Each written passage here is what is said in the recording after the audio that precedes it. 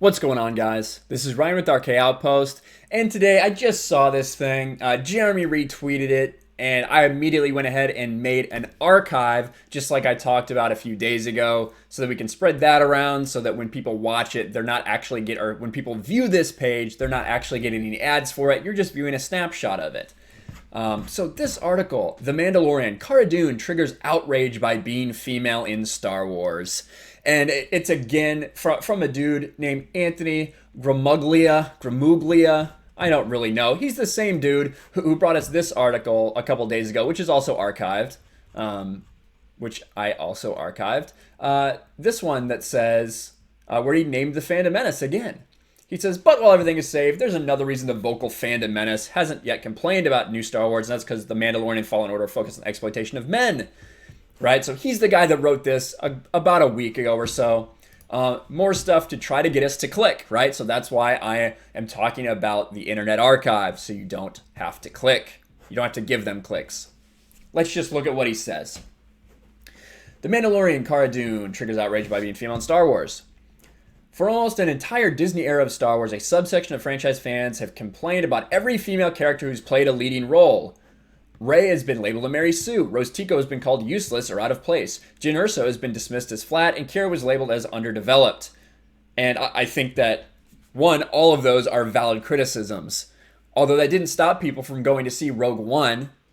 You know, Jyn Erso as the lead was extremely boring in my opinion, but that movie made $1 billion freaking dollars. Compare that to Solo, a male-led movie, which made almost nothing. So it's obviously not just that it's female-led that people are upset, right? This is the thing you can't get through your head that you're still writing these articles for. That's now followed to the small screen with new Disney Plus series The Mandalorian. For the first 3 episodes, fans remained almost uniformly passionate about the adventures of the mysterious bounty hunter. And I would disagree. I actually think that there's a decent portion. There's a lot of people that would like to say that everyone in the world just is in complete love with this show. And I don't think that's necessarily the truth. I think that there is, I feel like I'm part of a very small minority, granted, that isn't necessarily overwhelmed, that thinks it's fine, but that doesn't think there's anything special about it.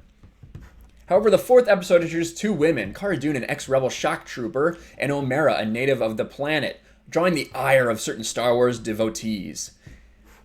And again, I've seen so very few people complain about any wokeness in Mandalorian Episode 4. It's been a couple people, sure, but the vast majority of people haven't seen anything. And when it comes to these 2 women, you know, I broke down, there's a couple little things that you can look at and be like, oh, that's a little silly. As far as Gina Carano and Cara Dune, I think she's a cool character. I had one issue with her punching the Mandalorian, so punching a wall, wood, and acting like her fist hurt, and then punching the Mandalorian with his Beskar steel armor and it not facing her at all. I didn't think that was realistic. I think it had a lot more to do with choreography and direction than it did with any kind of wokeness. I think that Cara Dune's a fine character. And to this guy's credit, he does explain later why it's not unfeasible for her to match the Mandalorian in battle, because the Mandalorian has actually needed a lot of help these first couple episodes, and there's nothing wrong with that. And then Omera, I mostly don't like any dialogue because it feels like a CW show, right? I don't like the dialogue between her and the Mandalorian. I don't like the forced romance. There's one moment where they show her being an absolute expert shot with a rifle that plays no part in the plot. So I can see where people might pick at that a little bit. But overall, there's so few people complaining about this. So I don't know exactly who he's talking about.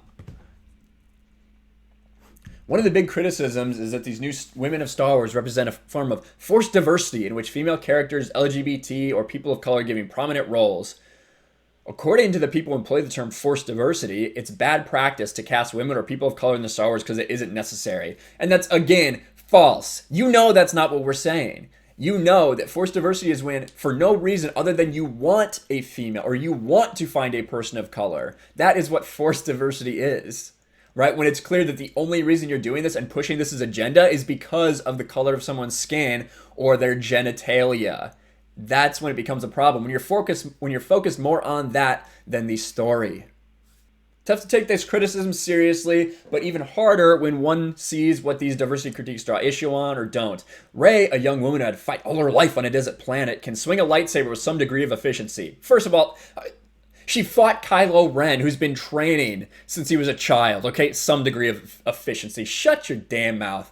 That's bad, according to these critiques. Likewise, she can use some minor force powers, like Jedi mind trick. Are you kidding me?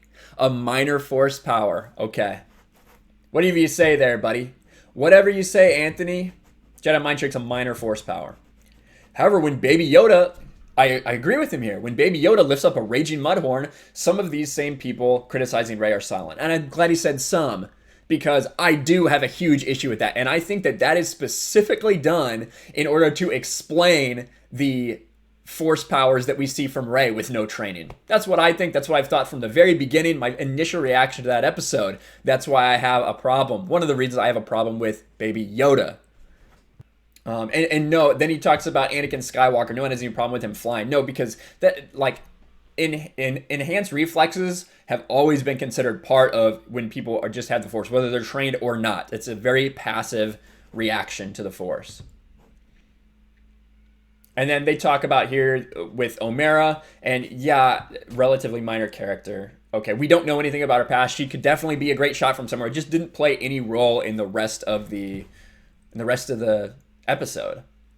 And then Cara Dune, it's difficult to pinpoint what about Cara Dune has them so agitated other than she's a skilled combatant. And like I said, there's almost virtually no one is complaining about Cara Dune being able to fight the Mandalorian. People take Gina Carano very seriously. There's a couple people who see maybe that means something coming down the pipe. And the fact that it was directed by Bryce Dallas Howard, some people are trying to draw those conclusions that maybe that's what it means. I have seen almost none of it. And then here's where he talks about, of course, anyone who argues Mandalorian's unstoppable hasn't been watching the show. And I agree with him here. He's needed help by a lot of people. He's been saved by IG-11, Baby Yoda, Quill helped him out. A lot of people. The Mandalorians had to come in and save him at the end of episode 3. A lot of it. So again, this guy is just generating this out of nowhere. He's trying to mark all of us as this out of nowhere because since most people actually enjoy The Mandalorian, they don't have anything to talk about. They thought that we would be complaining about this, and we're not. So now they're just making it up. That's what's happening with these people, with these absolute trash journalists. And yeah, so use Internet Archive, guys. Spread the archived links around. I'll link it in the description below. Don't give these people any clicks. We need to see what they're saying. But let's do it through Internet Archive so you don't give them any ads. What do you guys think of this article? Did you get a chance to look at it? This dude is an absolute hack, but I'm interested to hear your thoughts. If you've heard anyone, if you think the vast majority of people in the Fandom Menace or on this side of fandom has a huge issue with Mandalorian because of the women, let me know. I want to know. Leave a comment in the description below. Make sure you like, subscribe, ring the bell for notifications, share this video, and I'll talk to you guys later. Thanks for watching, everyone, and a huge shout out to my patrons. I appreciate you guys so much. Want to follow me on Twitter or Instagram? Check out the description below. You'll find links to my P.O. box and my Patreon as well. And I'll talk to you guys later.